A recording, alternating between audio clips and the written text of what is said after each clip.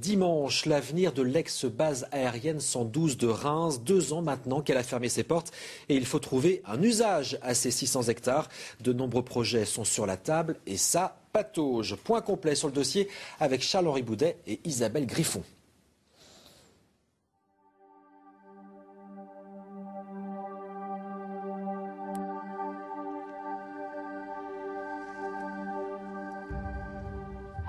C'est aujourd'hui une friche, des dizaines de milliers de mètres carrés de bâtiments en parfait état. Une véritable opportunité aux portes de la métropole rémoise, mais qui aujourd'hui ne semble avoir aucun avenir.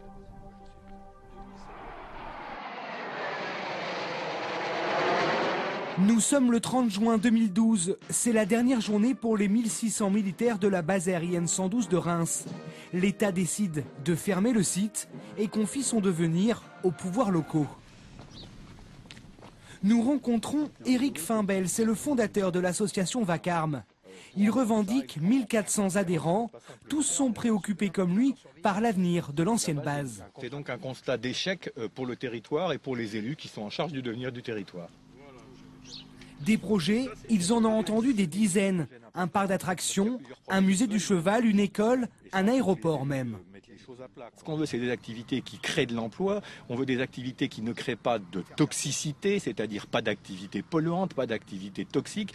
On a une richesse dans la région qui est liée à l'agriculture, à la viticulture. Donc le monde agricole a fait un projet qui est extrêmement crédible et qui est très intelligent pour créer d'autres activités d'accueil touristique, accueil du public, etc.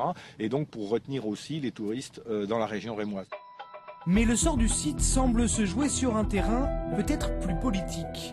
La base aérienne est découpée sur le territoire de plusieurs communes.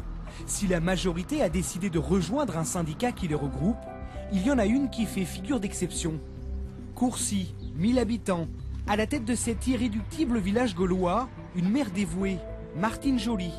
Elle refuse de se ranger aux côtés des autres communes. Sa motivation, c'est en partie la valeur du foncier bâti sur sa commune. Près de 21 millions d'euros. Hors de question pour l'élu de se laisser happer par le syndicat et de se voir dessaisir du dossier. Ce qu'ont voulu les grands élus, c'est créer un outil. Et à partir de, quand ils ont créé l'outil qui allait leur donner la main sur le site et sur le secteur, ils se sont dit, on va essayer de trouver des projets. Et nous, depuis le début, on leur dit, vous travaillez à l'envers. En fait, on doit se réunir, trouver des projets et créer le ou les outils qui vont s'adapter aux projets qu'on aura ensemble défini. En face, c'est Reims Métropole qui se fait porte-parole des autres communes. La ville a conscience de l'enjeu incroyable du site de l'ancienne base. Mais pour Adeline Hazan, maire de Reims, la commune de Courcy bloque les dossiers un à un en refusant d'adhérer à ce syndicat.